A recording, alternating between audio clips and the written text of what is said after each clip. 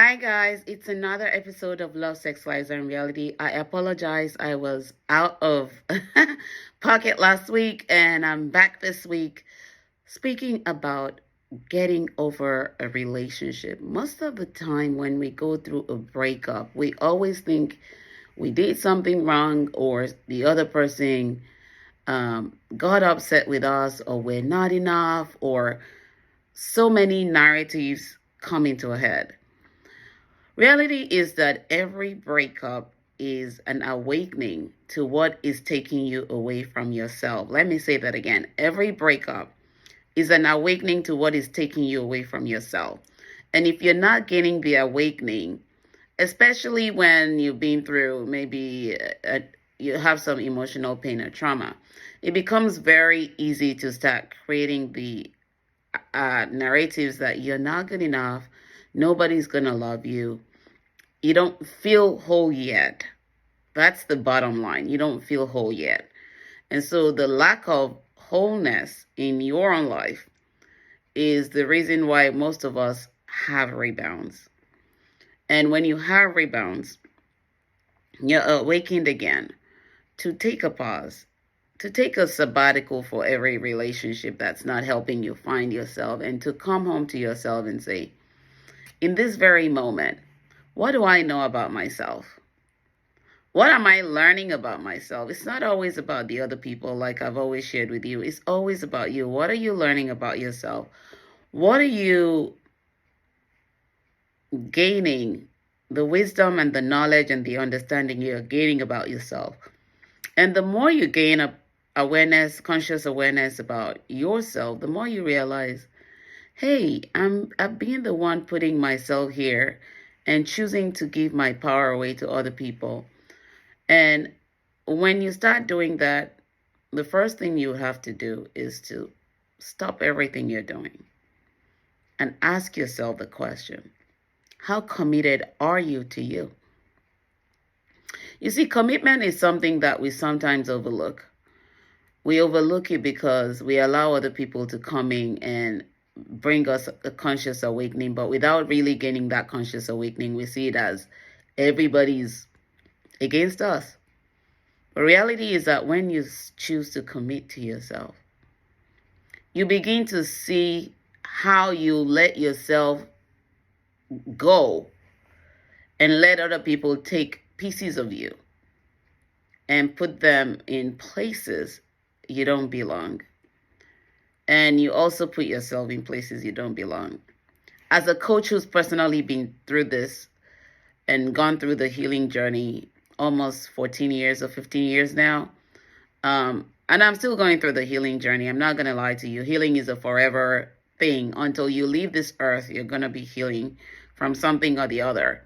And reality is that all of us have been traumatized by something. Either it's generational trauma, either it's emotional trauma that you acquired from childhood into adulthood, either it's societal trauma. Every single person carries an amount of trauma, emotional trauma, psychological trauma. And so you have to really commit to yourself if you're looking to get out of all those traumatic experiences and find yourself. I speak a lot about finding yourself because it's the bottom line of freeing yourself from a lot of programming. We've all been programmed from childhood. We've all been programmed by the society, the culture, the tradition, every single thing that is outside of ourselves programs us. School programs you. Workplace programs you. And so it's all programming for survival. But if you truly want to know yourself, it starts with commitment. Commitment to explore. Commitment to not give up. Commitment to change. Commitment to stepping into unfamiliar territories. Commitment to leaving your comfort zone. Commitment to discovering the opportunities and endless possibilities that lie in life. Commitment to not conforming. Commitment to taking baby steps. Commitment to forgiveness. Commitment to healing. There's a lot of commitment through this process. And so the first step is commitment. and writing yourself a commitment letter. Today, I, mention your name, choose to commit to my journey, to commit to the journey of discovery, to commit to exploring, to commit to the truth, to commit to not telling myself lies. You keep writing all your commitments down and paste it on a wall. You can see it every morning or every night or every single time you walk through your house and look at it. You constantly remind of yourself of the commitment you're making to take a step to finding yourself. And so when you do that, the first thing that comes up, and I'm being real with you, the first thing that comes up is an opportunity for you to connect to the truth. This is the hard part of the process. It's an opportunity to connect with the truth. You will be tested to see if you will easily give in or if you will conform. And when you pass that initial test, you've taken the step of commitment to the rest of the journey. The other next step is patience. You will be tested with patience. You will be tested with forgiveness. You will be tested with trust. You will be tested with so many things. But remember, all these things I'm mentioning are all attributes of love. And so your test is to connect with the love that you are. And it's easy to give up on the test, but tests don't come to make us give up. Tests and trials come to help us find the inner strengths that we are yet to discover. I've written that quote in my book, Beyond the Pain. The tests we face are not meant to, to expose our weaknesses. They're meant to help us discover our inner strengths. And that's the only way we commit. You commit to discovering those inner strengths. Yes, it's all about building resiliency. It's all about finding yourself. And once you make that second step of commitment and forgiveness and healing and truth and patience and trust and all that stuff, the third step is evaluation. You daily evaluate. Did I lie to myself today? Did I commit to myself today? Did I sleep to the left? If I did, then you forgive yourself. And when you forgive yourself, you write another commitment letter on that particular thing that you discovered when you're evaluating and introspecting. Commit to that thing the next day.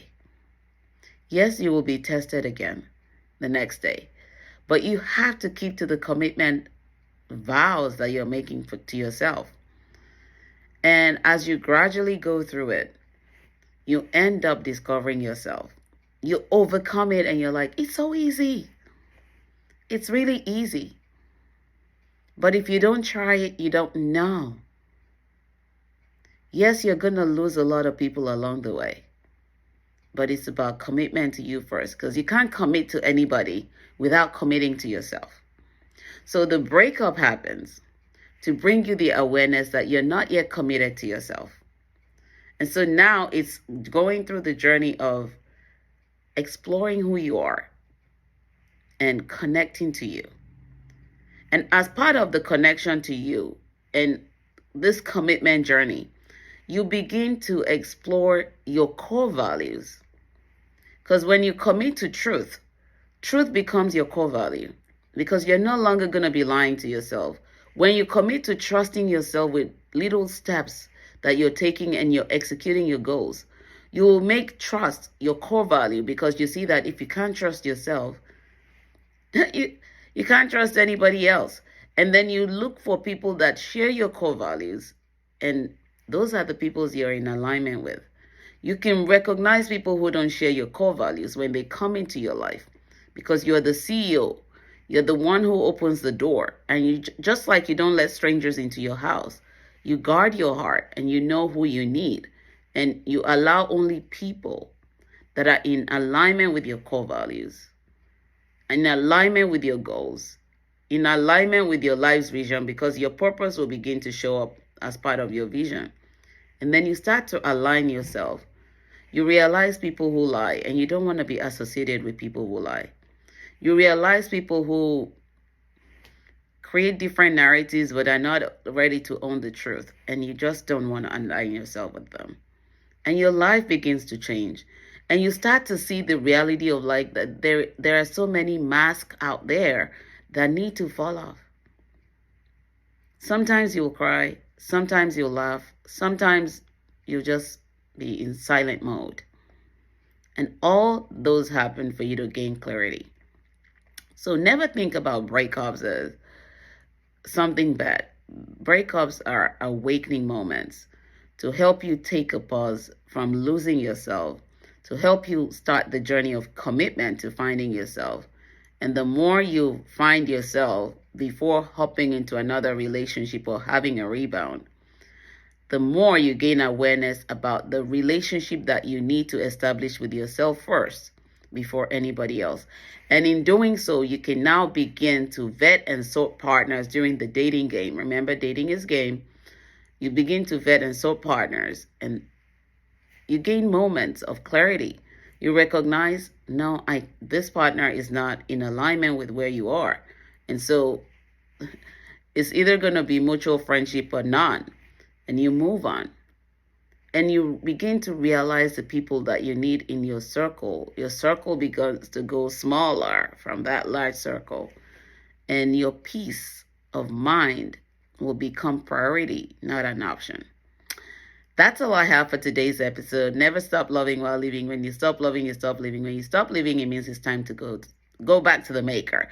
But remember, breakups are awakening moments that allow you to see the need to commit to yourself first, to find yourself first, to love yourself first, to forgive yourself first, to speak the truth to yourself. Because if you can't speak the truth to yourself, you can't speak life to yourself, and you can't speak life to anybody else. Always remember that. And take good care of yourself this weekend. And remember, self-care and self-worth and self-knowledge is powerful. And you have the power to take charge of your life because it is your journey and yours alone to leave. Until next time, God bless. Take care. Bye.